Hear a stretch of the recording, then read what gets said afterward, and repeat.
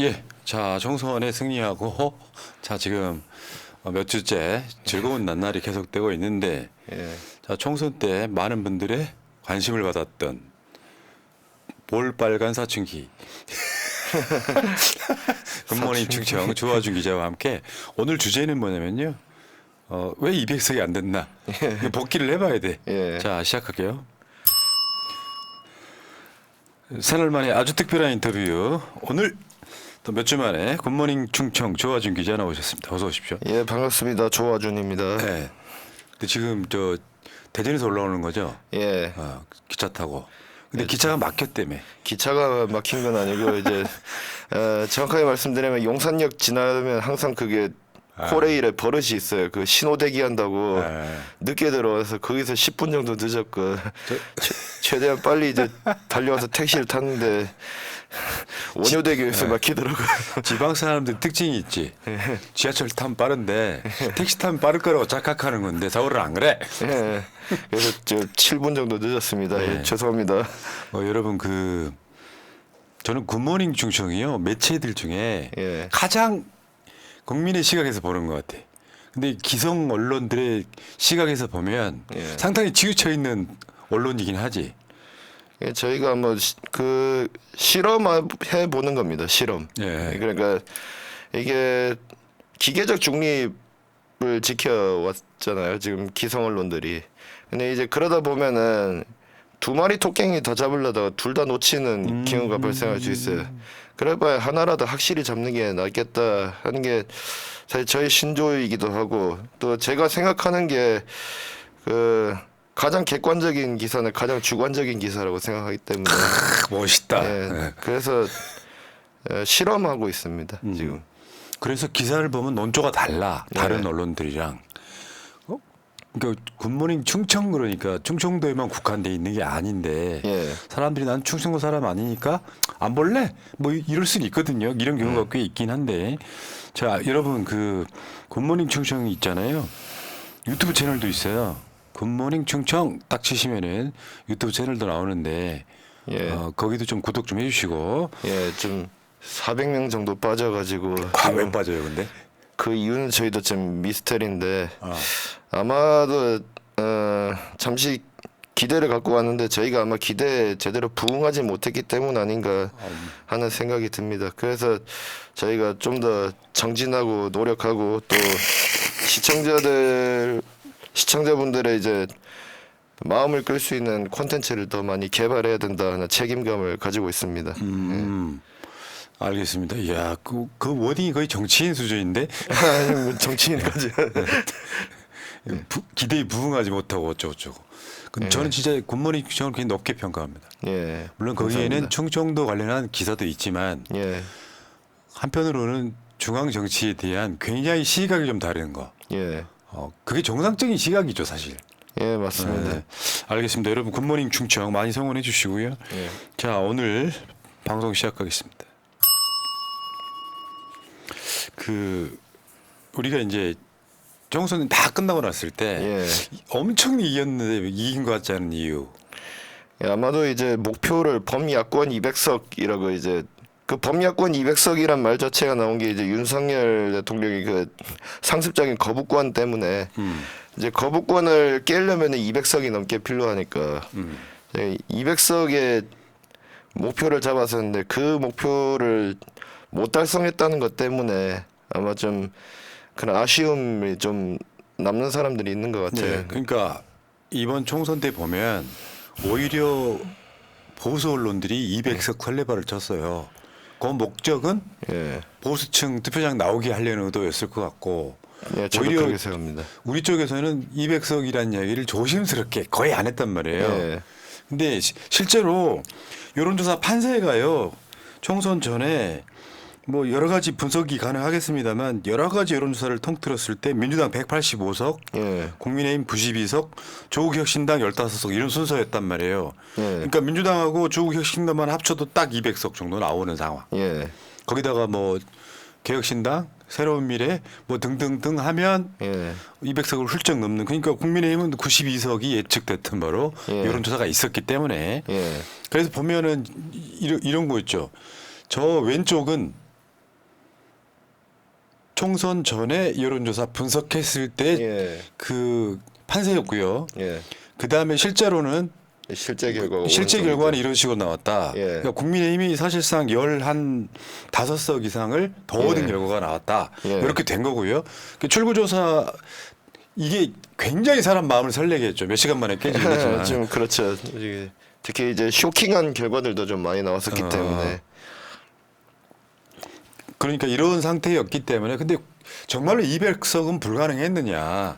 이거 이야기를 한번 해보려고 그러는데 200석이 여론조사만 봤을 때는 가능한 수치였던 거는 맞는 것 같습니다. 근데 작용이 있으면 반작용이 있다고. 맞아요. 그게 분명히 진보 진영에서는 200석, 특히 민주당부터가 200석을 뭐 먼저 언급하진 않을 건 이재명 대표는 항상 일관되게 151석이 목표라고 했었고 과반 달라. 예. 일당 달라. 이런 정도였어요. 아마 이재명 대표도 모르진 않았을 겁니다. 그 여론조사 결과를. 근데도 했던 거는 말씀드렸다시피 이제 그 반작용을 경계하기 위한 것이었다고 보여야 되겠죠. 근데 그 200석 발언을 자꾸 학대 재생산하면서 보수 언론들이 그러면서 이제 보수층 결집을 유도했고 그러면서 이제 반작용이 좀 특히 이제 서울하고 부산에서 좀 많이 일어났다고 봐요. 네, 맞죠. 서울하고 부산 예. 이게 있었고, 그러니까 저는 이렇게 봅니다.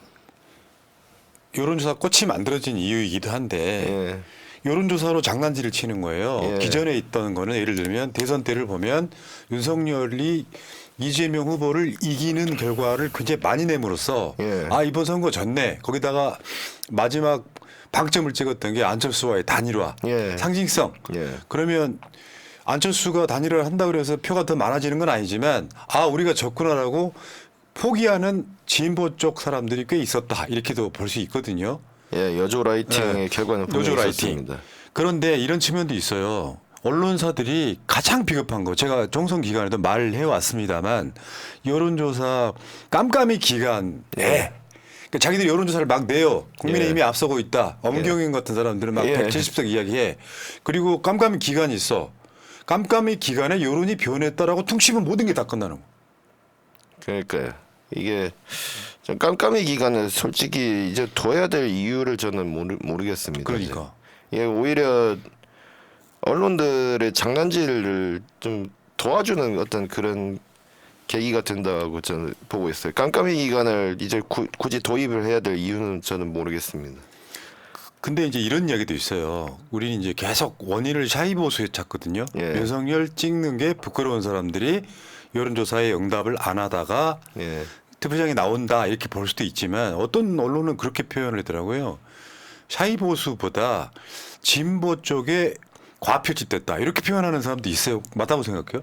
저는 둘 다 있다고 보는데 근데 실제 여론조사상으로 보면 표본을 한번 자세히 보시면 그렇게 진보 과표집이 유의미한 수준으로 있었던 거는 없었어요. 맞죠. 오히려 보수층이 더 많이 잡힌 게 많았죠. 그런 식으로 따지자면 2월에 나왔던 여론조사들은 전부 다 보수 과표집으로 튄 결과였거든요. 그렇죠. 근데 그 언론사들 중에 어느 누구도 거의 저희 빼고는 안 했을 겁니다. 그러니까 저는 그런 생각이 들어요. 예. 여론조사 기관들이 배설하듯이 막 쏟아내. 예. 민주당이 막 공천 내용이라고 막 할 때 막 예. 쏟아내고 그 후에 여론이 뒤집히는데 여론이라는 게 예. 갑자기 막 10% 이상 튀고 이런 건 사실 불가능해요. 여론이 바뀐 예. 게 아니잖아요. 근데 요거를 결국 선거 끝나고 나면 내가 언제 그랬냐는 듯이 책임을 안 지고 그냥 넘어갑니다. 그게 문제라고 봅니다. 이제 그 진보 과표집은 거의 유의미한 수준은 아니었다고 보고요. 실제는 출구조사가 빗나갔던 이유는 일단 두 가지 이유가 있을 겁니다. 그 현장에서 하필 우연히 그렇게 민주당 지지층이 좀 많이 잡혔다든가. 근데 이거는 좀 가능성이 희박하다고 보고 실제 이유는 정권 심판론이 팽배해져 있으니까 실제로는 국민의힘을 찍어놓고 만약에 그 민주당 찍었다고 그 국민의힘 찍었다고 하면은 솔직하게 말하면 이제 뭐 혼나거나 욕 먹을 것 같으니까 허위 응답을 했다고 봅니다 저는. 네. 예. 그러니까 이런 게 있어요. 그 출구조사는 사전 투표가 반영이 안 됐잖아요. 예, 반영이 근데 이제 뒤늦게 보정은 하는데 그게 완벽하게 다 반영이 됐다고 보기엔 좀 힘든 측면이 있습니다. 그거 하나. 예. 그러니까 사전 투표가 반영이 안 되는 이건 법적으로 바꿔야 돼요. 예. 법을 바꿔야 돼. 무조건. 사전 투표에도 출구 조사를 도입하는 수밖에 없겠죠. 예. 그 출구 조사를 해야 돼요. 예. 그리고 나서 사실 어떻게 보면 출구 조사가 무슨 의미가 있어 이런 생각도 들어요. 이게 사실 대선이나 지선의 출구 조사는 그렇게까지 오차가 심하지 않은데 유독 좀 총선에서 이제 많이 나오는 이유가 이제 지역구별로 샘플이 한정돼 있기 때문에 그렇거든요. 근데 그러니까, 웬만하면 500 예. 샘플 맞추잖아요. 웬만하면. 차라리 그런 방법이 이제 오차가 자꾸 난다 하면 샘플을 늘리는 방법도 저는 그렇지. 1000으로 늘린다든가. 예, 500에서 1000으로 늘리면 좀 뭐 돈은 더 많이 들겠지만 이왕에 하겠다면 좀 돈 좀 더 써서라도 표본을 더 늘리는 게 맞다고 봅니다. 이번 출구 조사에만 70억 들어갔다고 하더라고요. 예, 70억 들었는데 이제 만약에 오차가 그렇게 났다면 100억을 써서라도 해야죠. 아니 아예 하지 말든가. 아예 안 하는 것도 방법이고. 아, 진짜로. 아니 굳이 예. 한두 시간 빨리 결과를 알아야 되는 이유가 뭐가 있어요? 네, 아마 또 없애자니 이제 선거 결과를 빨리 알고 싶은 사람들한테는 그게 또 기다리는 재미를 좀 못 참는 사람도 있죠. 예. 지금 화면에 출구 조사가 틀리게 예. 실제 당선자랑 뒤바뀐 곳이에요. 예, 대부분은 이제 경합지였다 보니까 사실 뒤집히는 거는 뭐 비일비재한 일입니다. 근데 경합지가 아니었는데도 뒤집힌 데가 몇 군데가 있거든요. 대표적으로 저 서울의 마포구 갑 그리고 저기 봅시다. 도봉갑도 있고요. 도봉갑은 경합지였어요.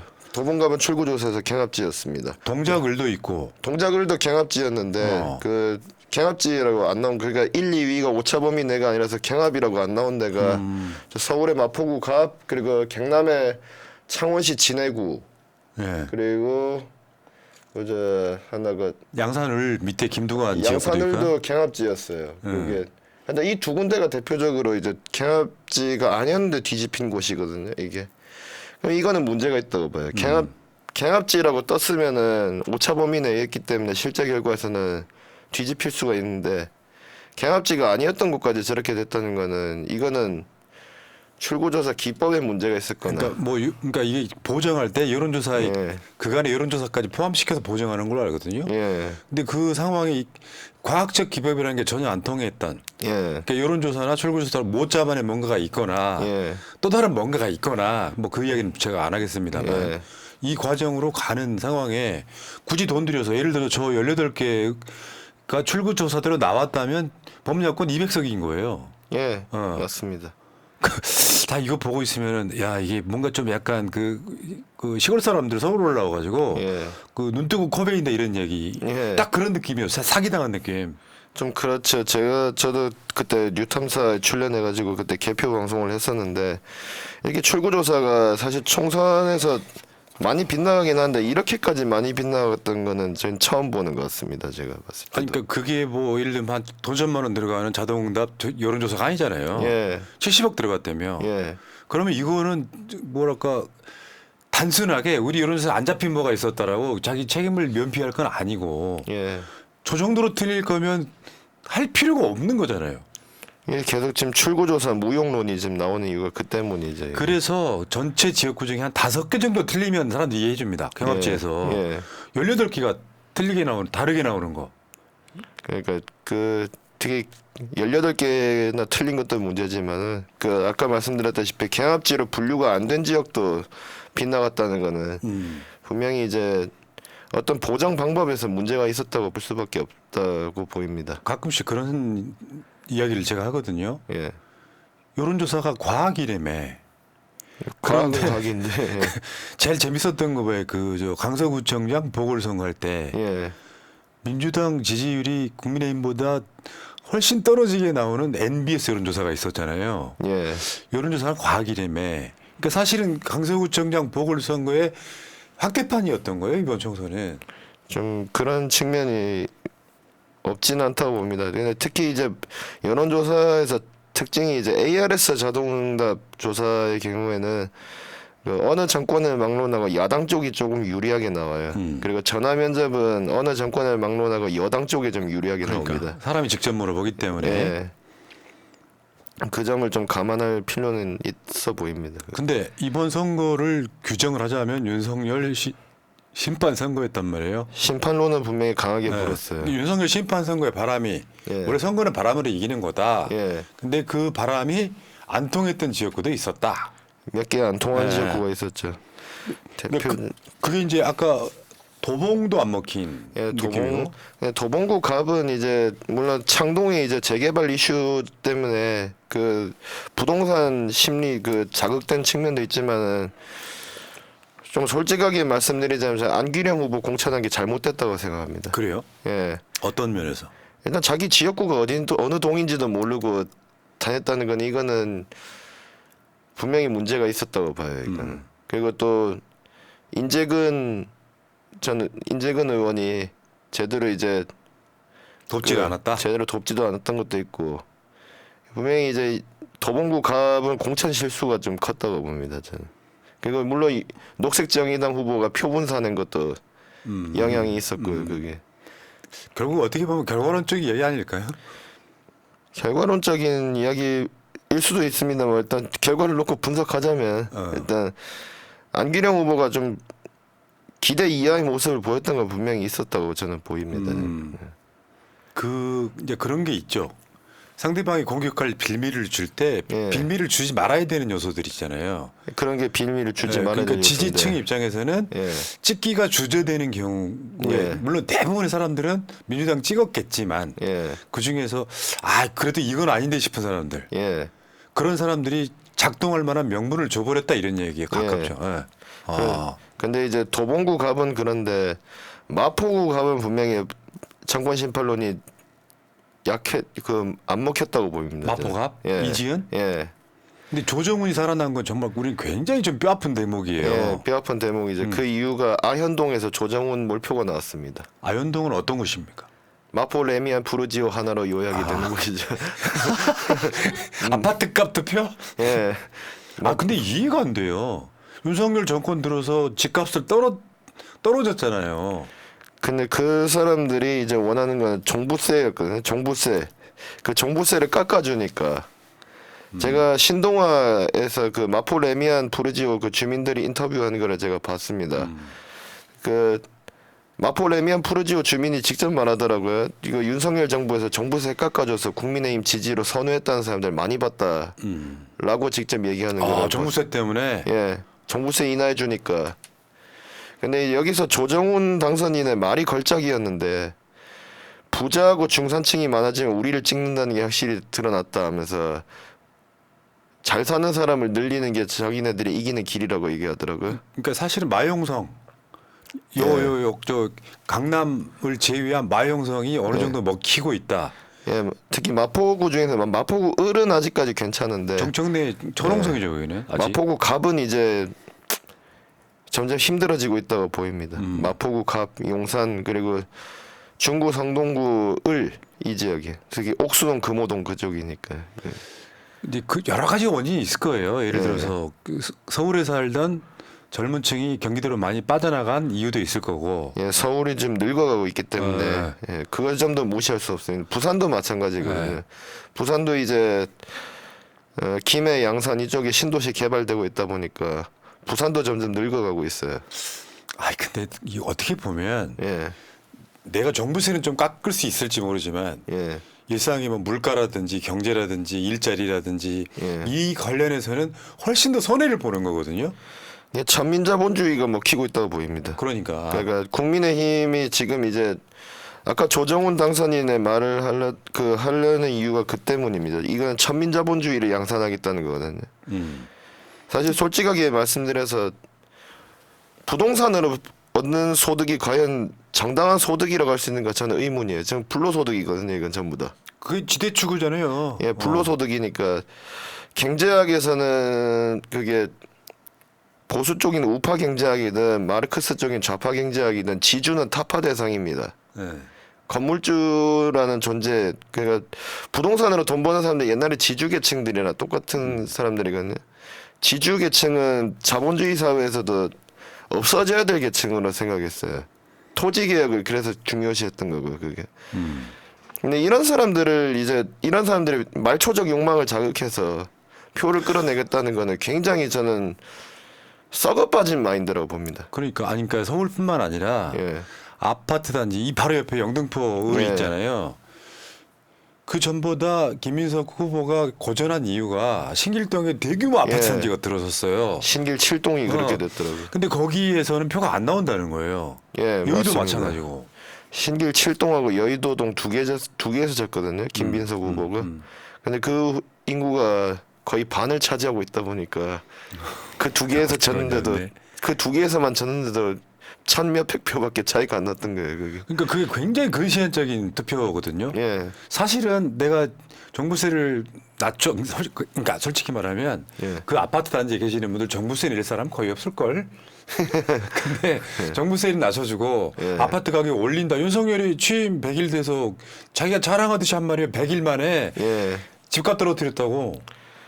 예, 그걸 참 사람이 한 치 앞을 못 내다 보니 사람 아니겠습니까? 어떻게 예. 보면. 그러니까 그런 거는 사실은 그 외로 다른 걸로 내가 손해 보는 게 굉장히 많은데 예. 아파트 하나 그거 하나 지키겠다고 국민의힘 찍는 사람들이 아직도 있다는 거. 예, 이번에 이제 소위 말하는 한강벨트 지역에서 좀 많이 보였습니다. 그게. 야, 되게 동작을도 마찬가지죠. 그렇게 뭐 흑성 뉴타운 있는데 저도 그 출구조사에서 류삼영 후보가 이기는 걸로 나왔길래 저도 기대를 좀 많이 했었는데 8% 차이로 진 거 보면 부동산이 먹히고 있긴 했구나라는 걸 느낌은 받았습니다. 그러니까 이번 총선에 오게티 같은 것들이죠. 그게 다. 근데 이제 긍정적으로 생각해 보자면 분명히 서울에서는 21대 총선 대비 의석이 줄는 건 사실인데 21대 총선 이후부터 이번 총선 전까지 서울에서 민주당이 내리졌었잖아요. 대선도 졌었고 지선도 졌었고 특히 지선의 서울시장 같은 경우에 송영길 그때 후보가 모든 구뿐만 아니라 모든 동까지 다 졌습니다. 그때. 강북 같은데 다 져버리는. 예, 다 져버렸어요. 근데 지금 그때 이제 조직력이 다 박살이 나는 상황에서 이 정도 했다는 거는 많이 회복됐다고 볼 수도 있는데 아직 부동산에 민감한 지역은 덜 회복됐다라고 저는 보고 그러니까요. 싶습니다. 그러니까 달리 말하면 민주당이 저 말초적 욕망을 부추기는 저런 부동산 정책에 맞설 정책을 내놓지 않으면은 다시 저기는 돌아설 수 있다라는 게 느껴집니다. 나는 이제 곰곰이 생각을 해본 측면 중에 하나가 예, 민주당이 국민의힘 그쪽 방향성으로 뭔가 가. 예. 그게 저는 오히려 안 먹힐 거라고 보는 게 실제로 안 먹혔죠. 김병호 후보 그러니까 떨어진 정치인의 거. 이미지라고 제가 말씀드리거든요. 예, 근데 민주당이 그런 공약을 내놔 봐야 예, 국민의힘을 찍을 사람들 아파트값 때문에 예. 이런 사람들은 민주당한테 뭐랄까 기대를 안 한다는 거예요. 예. 그러면 명분 하나. 예. 아니 대한민국의 아파트 값은 너무 비싸. 예. 이걸 떨어뜨리자. 예. 그리고 고가 아파트는 정부세를 좀 확실하게 매기겠다. 이 전략으로 가야 오히려 투표 안 할 사람들 예. 다수의 서민들 입장에서는 민주당을 찍게 되는 전략도 분명히 있다. 이거 맞는 말씀이라 봅니다. 특히 이제 민주당 내에서 종부세에 관해서 이제 당론이나 반대되는 정책을 많이 낸 사람들이 누구냐면 이제 분당을의 김병욱 의원이라든지 양천갑의 황희 의원이거든요. 둘 다 이제 부촌 지역이 있지 않습니까? 그 분당하고 양천갑은 목동 쪽이니까. 근데 이번에 보시면 이제 결국엔 그 비호감도가 높았던 그 김은혜 후보가 출마했는데 김병욱 후보 아깝게 졌고요. 황희 후보도 그 질 뻔했지. 예, 구자룡 후보가 그 논란 엄청 많이 했었는데도 1% 차이로 겨우 이겼잖아요. 그게. 야, 근데 구자룡 같은 사람들 표가 나왔대요. 예. 여러분 구자룡 연설하는 거 한번 보시면 진짜 기가 막혀요. 목동이 보수적인 데이기 아. 때문에 그렇습니다. 그냥 사실은 제가 봤을 때 구자룡 정도의 깜냥은 예. 구의원 깜도 안 됩니다. 그냥 보면 알아요. 여러분들 구자룡 연설을 한번 보시면 유튜브에서 야 저런 사람이 장관을 지낸 후보의 박빙으로 막 이기기도 하고 막 이런 거 보면은 좀 무섭더라고요. 그냥 당 보고 찍었다고 봐야죠. 그거는 이제 구자룡이라는 인물을 보고 찍었다기보다는 아까 말씀드렸듯이 목동이 이제 부촌이고 종부세 민감 지역이고 하니까 그 황희 의원이 사실 좀 지역구 평이 그다지 좋은 편도 아니었고요. 그게 그러니까 당 보고 찍었다고 봅니다. 저는. 그렇죠. 예, 그게 이제 묻지마 투표 아니에요. 예, 후보 같은 거 안 보고. 예, 또 이런 측면도 있죠. 뭐냐면 저는 이제 이게 미완성이긴 하지만 예. 야권 단일 후보들이 출전했던 거. 예, 물론 녹색정의당까지 없었다면 상당수 많은 사람들이 당선이 더 됐을 거예요. 예, 그러니까 그 준연동형을 이재명 대표가 결정함으로써 예, 사실은 이번 총선이 그런 식으로 야권 단일 후보가 나갔던 경험도 사실 별로 없잖아요. 예. 아마 19대 총선 이후로 거의 처음일 네. 겁니다. 그렇다 보니까 지역구에서 훨씬 더 많은 예, 뭐 야당 쪽 찍는 사람들은 뭐 녹색정의당이 나가지 않은 지역이나 새로운 미래가 없는 지역에서는 무조건 민주당 찍게 되는 효과도 분명히 있었다. 예, 1대1 구도를 이제 만들다 보니까 여튼 근데 그게 이재명 대표 정치력 중에 하나라고 봐요. 그건 이제 문재인 대통령도 사실 처음에 20대 총선 앞두고 그 심상정 의원한테 이제 합당 뭐 제안도 했었고 그랬었거든요. 20대 총선 앞두고. 근데 그때 이제 심상정 씨가 했던 말이 이제 연애도 안 했는데 어째 결혼부터 하자고 하냐라고 그래 하더라고요. 그때는 이제 안 먹혔었는데 지금은 이제 윤석열 정부를 심판해야 된다는 단일한 동일한 뜻이 이제 뭐 했으니까 뭐 연애를 안 하더라도 이제 결혼까지 하는 그런 구도를 만들었다고 봅니다. 연애를. 예. 그러니까 미완성이긴 하지만 아마 예. 다음 지방선거나 예. 총선도 그런 모양새로 갈 가능성이 꽤 있잖아요. 예. 아무래도 이제 녹색정의당은 이제 사실상 연대 대상에서 또 완전히 탈락한 걸로 보이고요. 네. 진보당이나 뭐 이런 기타 다른 정당들은 그 새진보 연합이라든지 이런 정당들은 다 차후에도 연대의 여지는 계속 남아 있다고 봅니다. 맞죠. 저는. 그러니까 예. 지금 다른 당으로 찢어졌지만 예. 몇 석 안 되지만 예. 22대 국회에서도 그 연대 가능성은 꽤 높다. 지금 한석 그 특히 이제 윤석열 대통령 거부권 관련했을 때 아직 그 민주당하고 조국혁신당 다 합쳐도 183석밖에 안 되거든요. 이게 그러니까 200석을 끌어모으려면은 한 석이라도 더 모아야 되는 입장에서 분명히 그건 우군이 될 수 있다고 봅니다. 예. 그러니까 이제 다시 복귀하면 예. 병립형으로 가자고 주장했던 사람들은 그렇게 되면 민주당 단독으로 과반했을 거예요. 예. 근데 상당수 지역구에서 낙마하는 사람도 생겼을 거고. 아무래도 그렇다고 네. 봐야죠. 특히 이제 1대1 구도가 안 돼서 표분산이 생긴데. 그러면 그게 이제 당장 결과론적인 이야기보다는 예. 그게 영향을 끼치는 거죠. 사람들한테. 뭐 단일화도 안 되고 그래가지고 에이 낙선할 건 알지만 뭐 진보 정당 부류를 찍는다 이런 식으로 하거나 투표를 포기하거나 해서 지역구는 상당히 망가졌을 거다. 예. 이런 거죠. 자, 어쨌건 200석 이야기를 이제 마무리 한번 해보면 그거 맞다. 아까 말씀 안 드린 게 하나 있었는데. 뭔데? 영남 지역에서 부산에서 특히 이제 그 야권 단일 후보 했을 때 빨갱이 타령이 먹힌 지역구가 하나 있긴 진짜요? 있었어요. 예. 아직도 그게 먹혀? 어디? 부산 연제구입니다. 연제구? 예. 그거 김희정 아니에요? 예, 맞습니다. 네. 김희정 의원 사실 지역구 평판 굉장히 안 좋아서 이제 민주당 김혜영 전 의원한테 낙선했던 경험이 있거든요. 근데 이번에는 8% 차이로 8.8% 차이로 이겼어요. 여론조사 뒤집고 당선되긴 했는데 이때 이분이 뭘 했냐면은 통합진보당이 옛날에 그 위원정당으로 해산됐잖아요. 종북정당 그 통합진보당의 후예들한테 표를 주시겠습니까 같은 이런 색깔로 남은 플래카드를 다 뿌렸어요. 거리에다가. 야, 그게 먹혔습니다.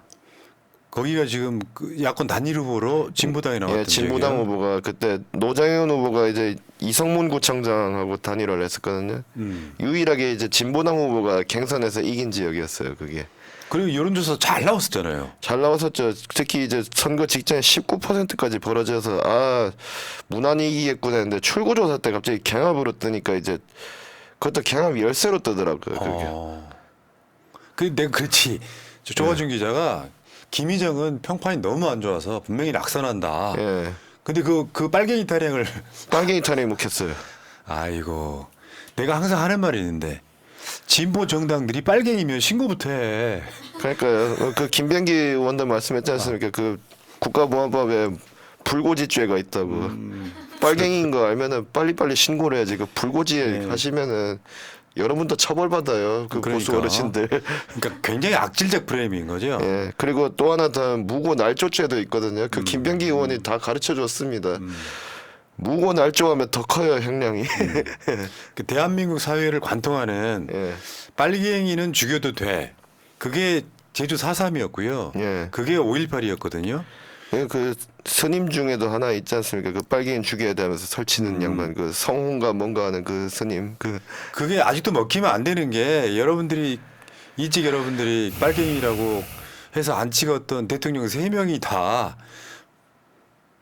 김대중, 노무현, 문재인 대통령인데 대한민국이 적화됐습니까? 아니잖아.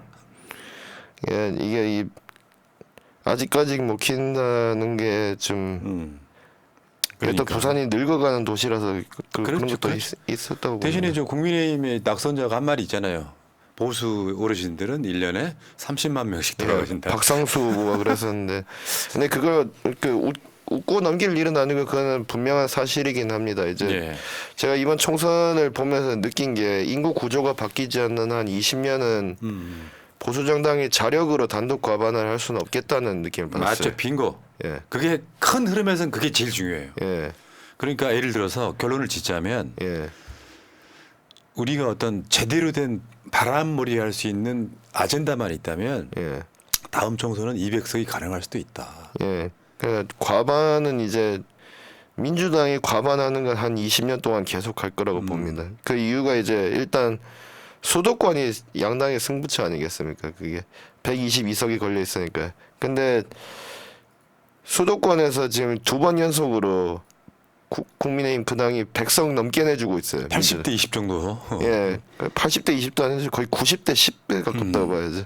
그런데다가 그러면 이제 다른 지역에서 벌충을 한다고 치더라도 만약에 이제 영남하고 강원도 다 싹쓸이 한다 해도 73석이거든요. 근데 민주당이 100석 넘게 가지고 있으면 30석을 지고 시작하는 거잖아요. 그리고 충청권에서 그럼 만회를 해야 되는데 충청권도 이번에 6개밖에 못 건졌고요. 그게. 그러니까 이런 측면도 있더라고요. 예. 아주 비중이 큰 지역은 아니지만 예. 충청권이 수도권화되는 측면. 그런 게 있다고 봅니다. 특히 이제 제가 보니까 경기도하고 인천이 특히 이제 호남하고 정치 지형이 유사해지고 있어요. 그리고 충청권이 과거의 수도권하고 유사해지고 있고. 맞죠, 맞죠. 그리고 부울경이 과거의 충청권화되고 있어요. 지금은 없어졌습니다만 정치 1번가라는 새날 방송 중에 하나가 있었는데 예. 2016년부터 시작된 기호 1번은 예. 4년 단위로 2020년, 예. 2024년, 2028년 계속 될 거다 이 이야기는 그런 거거든요. 예. 그러니까 현실적으로는 보수 세력이 대우각성하고 진짜 뭐 부위만 바꾸고 부인만 안 바꾸는 수준에 다 바꾸지 않으면 현실적으로 늙어가는 정당일 수밖에 없다. 예. 네. 산업화 세대는 이제 수명의 한계 때문에 이제 박상수 후보 말대로 이제 계속 사람은 불로장생하는 존재가 아니니까 늙으면 죽을 수밖에 없습니다. 그게. 그거는 분명한 사실이고 불로장생하는 존재가 아니기 때문에 때 되면 돌아가실 수밖에 없어요. 그러면 이제 새로운 세대에서 벌충을 해야 되는데 그러려면 이제 10대, 20대들, 30대들 이렇게 젊은 세대들한테서 소구력을 갖춘 메시지가 나와야 되는데 이번에도 보면 또 빨갱이 타령 나오고 또 운동권 청산 얘기 나오고 택도 아닌 2조 심판론 나오고 이러니까 젊은 세대들이 찍어줄 리가 없죠. 그러면 이제 70대 이상 노년층에만 기대면은 미래는 없는 겁니다, 진짜로 국민의힘. 맞죠. 예.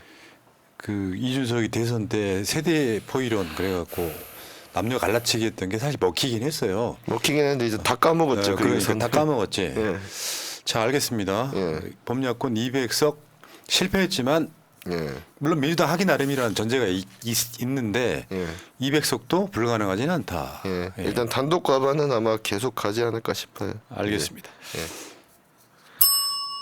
자, 멋쟁이 진님 감사합니다. 민주시민 여러분 반갑습니다. 하셨습니다. 땡큐.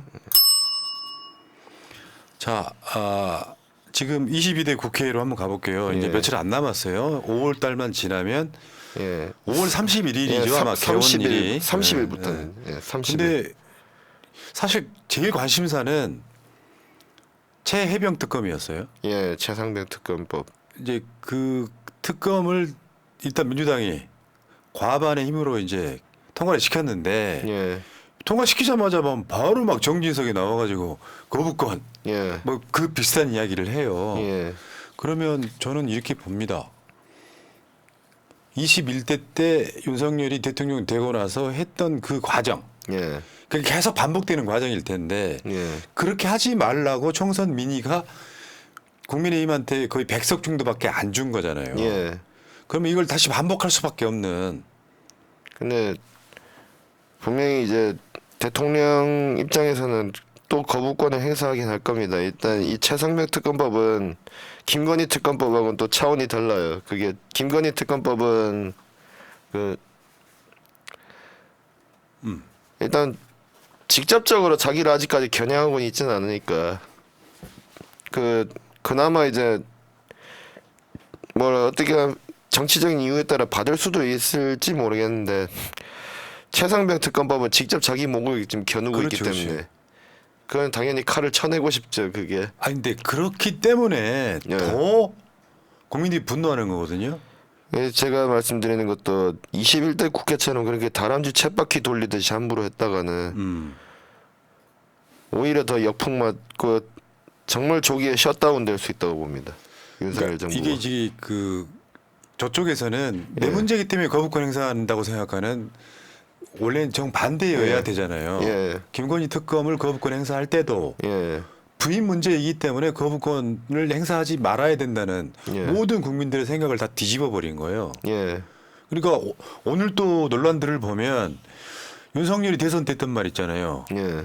숨기는 자가 범인이다. 죄를 지었기 때문에 거부하는 것이다를 이재명 대표가 최고위원회에서 그냥 그대로 돌려주더라고.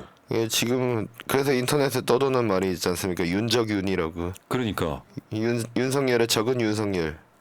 그러니까 이거는 거부권 행사라는 말 자체가 나오면 안 되는 말이에요. 당연히 안 되는 아. 말이죠. 이게 만약에 정말 당당하다면 특검 받아서 특검에서도 안 나오면 역풍은 민주당이 맞을 텐데. 털 수 있거든요. 예, 민주당이 맞을 텐데 뭐가 그래도 두려운지 저는 잘 이해가 안 돼요. 근데 이제 김규현 변호사가 어제 CBS 그 김현정의 뉴스쇼에 출연해서 한 말이 참 묘하더라고요. 이게 일단 생각해 보면 임성근이라는 사람은 고작 별 2개짜리 사단장에 불과한 사람이거든요. 해병대 사령관도 아니고 뭐 합참 의장도 아니고 아무리 가까운 사이라 하더라도 대통령이 왜 별 2개짜리 그 사단장을 지키려고 나설까?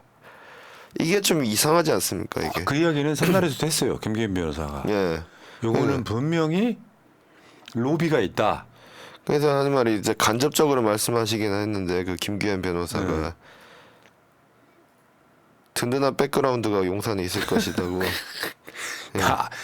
이 사람들이 지금 몰고 가는 크기로 보면 예. 요거는 분명히 우리가 별칭으로 부르는 게 있어요. KK라고. 예. 대통령 이의 KK. 예, 그- KK 아젠다다 이거 분명히. 그 둘이가 만날 거라고 하더라고요. 최상병 그렇지. 특검법이랑 김건희 특검법이 연결 고리가 있을 것이라는 거. 그 보면 과연 그래서 지금 이러는 걸까? 그러면 아직까지 뭐 밝혀진 건 없으니까 뭐 지금부터는 다 추측의 영역인데 연결고리가 있어서 저렇게 호들갑을 떨면서 거부권을 쓰려는 건가? 또 최근에도 조중동이 지금 계속 김건희 손절을 주문하고 있거든요. 사설에서. 그러니까 조중동의 정보력은 뭐 저희 같은 언론사보다 몇 배는 더 뛰어나니까 그네들도 뭐 모르지는 않을 겁니다. 지금 돌아가는 내막을. 그러니까 이래서 자꾸 손절하라고 주문하는 건가? 그렇죠. 그럼 이렇게 보면 그림이 좀 맞아 떨어지긴 합니다. 이게. 근데 나는 윤석열이 김건희를 선절을 못할 거라고 보는데 예, 선절을 하면 나는 임기는 채울 수 있다고 봐. 예, 그러니까 읍참마속을 한번 하면 어쨌든 뭐 식물 대통령으로 남게 되더라도 임기 5년은 무사히 마칠 수 있을 것이라고 보는데, 안 되니까 문제지. 예, 그러면 저는 이거 방송에서 참 내보내기 힘든데 이게. 네. 제가 윤석열 대통령 내외를 보면은 뭔가 좀 이상하다는 느낌을 좀 많이 받아요. 근데 이걸 지금 방송에서 내보내기가 좀 힘들 것 같아요. 아니 안 내보낼 거면 왜 그 이야기를 꺼내요? 자자 들어와. 이게 좀 만만. 보통의 부부 관계랑은 좀 달라 보인다는 느낌이 아, 그 들어요. 이야기. 예. 아. 예. 그럼 뭔 관계? 계약 관계예요? 계약 관계라고 하기는 좀 그렇고요. 어. 예. 그냥 상상에 맡기겠습니다. 그렇게 이야기를 접을 거면 꺼내지를 마요. 그냥 궁금하잖아 지금. 근데 문제는 예. 지금부터인데 예. 오늘 박찬대 신임 원내대표가 지금 선출이 됐는데 예. 22대 국회가 시작되면 바로 김건희 특검을 발의하겠다 이거예요. 예. 이거 굉장한 압박이거든요. 이제 계속 민주당 입장에서는 이제 계속 공격을 시도할 수밖에 없습니다, 지금. 이제 윤석열 대통령은 본인이 바뀔 의지가 없다는 걸 보였고, 그리고 영수회담에서 자기 말만 했다는 얘기가 계속 나오고 있지 않습니까? 85%를 자기가 말하더라고. 그럼 이제 계속 강대강으로 가겠다고 선언한 이상 민주당 입장에서도 협치하자고 이제 손을 내밀기는 이제 선택지는 치워졌다고 보여요. 그냥 계속 이제 공격을 할 수밖에 없는 거고, 당원들과 지지층들도 이걸 하라고 지금 원하고 있는데 또 협치라는 명분하에 거스른다면은 그렇지. 그것도 기껏 모아놓은 지지층들 또 다 떠나보내는 거거든요.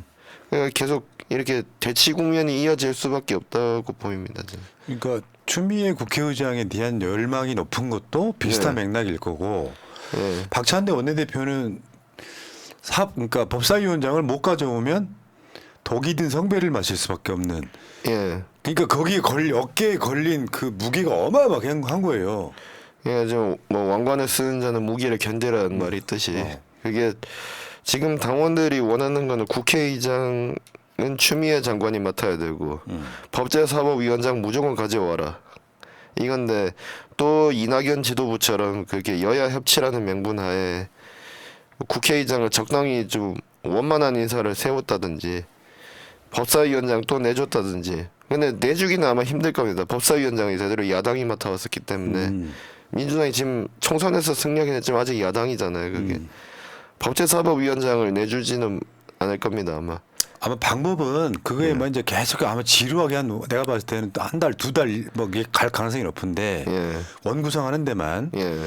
그러면은 이렇게 가면 돼요. 각 상임위에서 위원장 뽑아라. 예. 다수결로. 사실 그게 맞는 거잖아요. 예. 예. 자, 근데 예. 문제는 최혜병 특검 예. 그리고 김건희 종합특검 예. 이것만 있는 게 아니고 저는 그중에 키가 양곡관리법이라고 계속 이야기해 왔어요. 예. 양국관리법. 왜냐하면 그 국민의힘에 농촌 출신 의원들이 많아요. 거의 대부분이라고 봐야죠. 방송 3법. 예. 근데 양곡관리법 같은 거를 또 이제 22대에서 이제 통과를 시킬 상황이 또 오잖아요. 예. 그러니까 여기에 빠져나갈 구멍들이 어제는 이제 최혜병 특검 할 때 예. 그 김웅 의원이 소신 투표를 했잖아요. 예. 유일하게 했었죠. 근데 지금 이게 최혜병 특검만 해도 17석? 예. 17석이 나중에 22대로 가면 8석으로 주는 거잖아요. 예. 줄어들죠. 이 과정들이 있어갖고 어디서 뭐가 걸릴지 모르는데 예. 여론의 흐름에 따라서는 만약에 반란표가 나와서 윤석열 거부권이 무력화되는 순간 그 순간이 윤석열이 무너지는 순간이잖아요.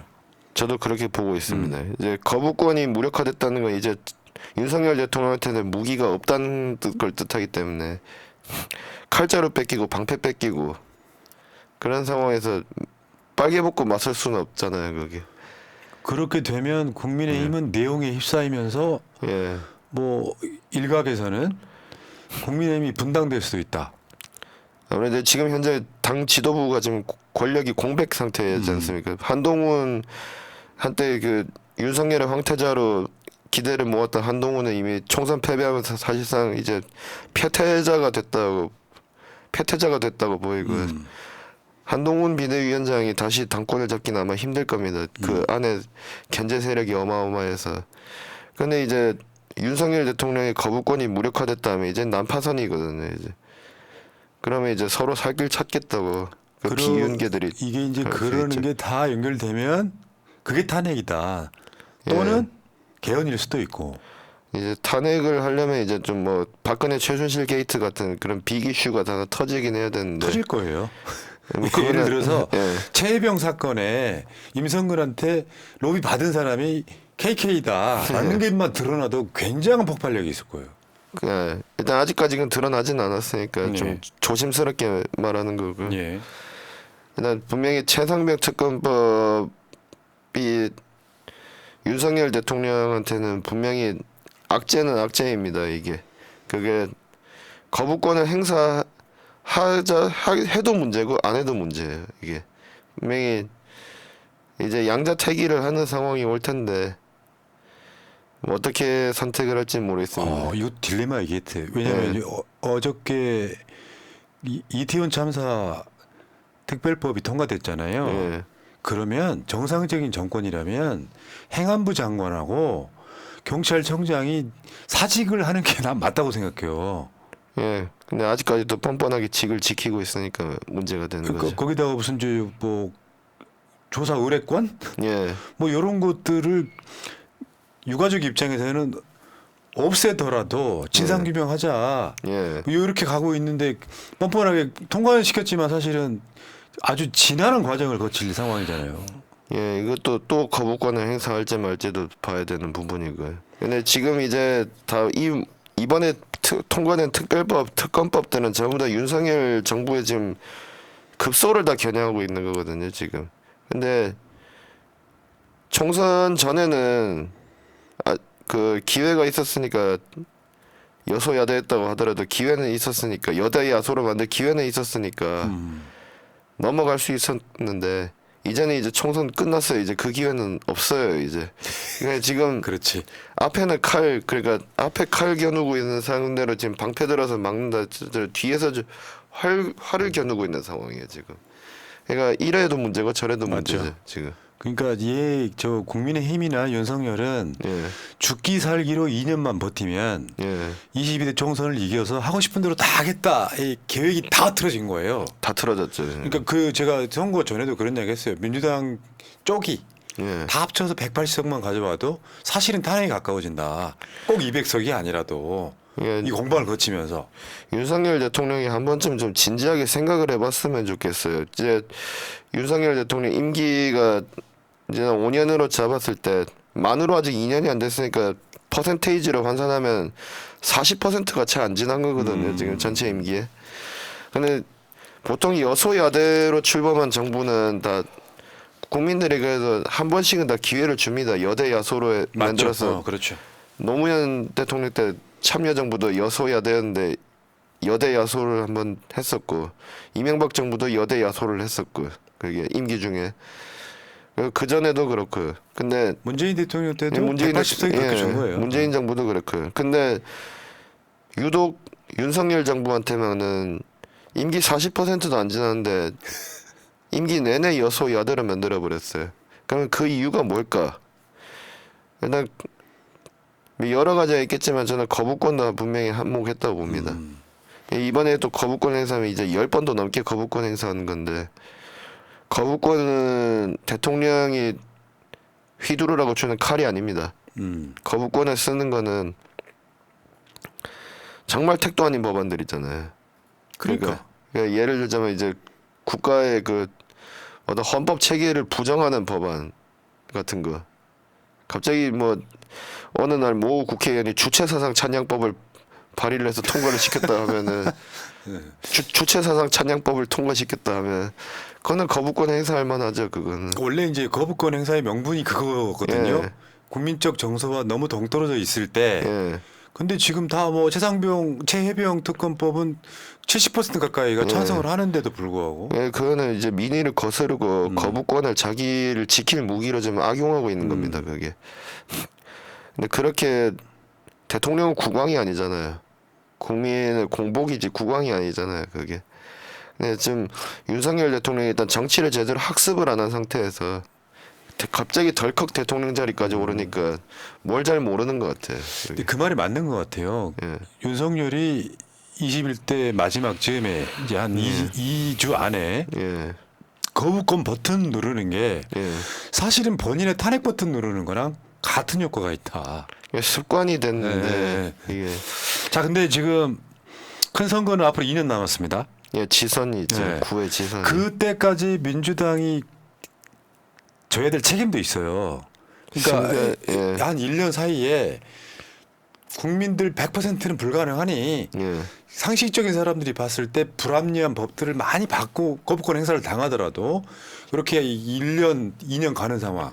노력을 하는 네. 모습을 보여야 됩니다. 특히 이제 민주당이 총선에 승리했다고 도취하지 말고 저는 해야 될 게 빨리 지금 백서 만들었는지 제가 지금 정확히 듣지는 못했는데 이번에 총선에 대한 승리 요인이랑 앞으로 해야 될 일에 대해서 면밀하게 분석해야 된다 봅니다. 만약에 또 이낙연 지도부 때처럼 이낙연 대표 때처럼 여야 협치 그 언론 눈치 보면서 여야 협치해야 된다고 각종 개혁 입법 막 소홀히하고 그 엄중히 지켜본다 이런 소리나 하고 이러면은 1년 안에 회수당합니다.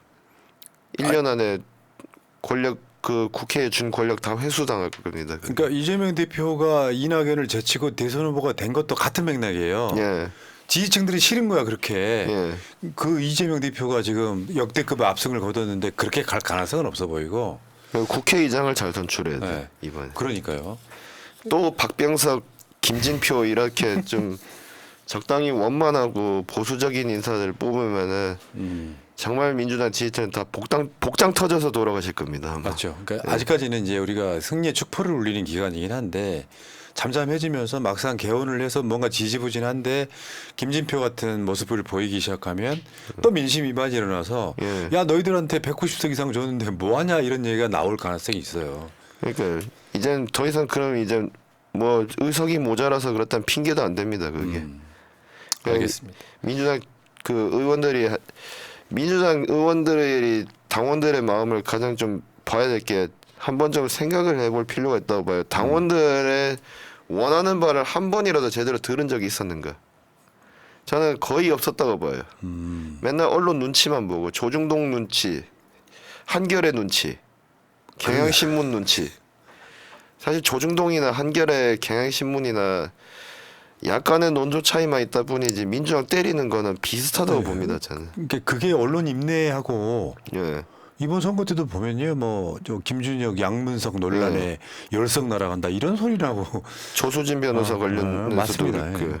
그러니까 이제 그런 거 좀 끊고 대신 저희를 봐주세요. 좀. 굿모닝 충청. 예. 마지막 질문. 예. 세 가지 선택지가 있다고 봐. 예.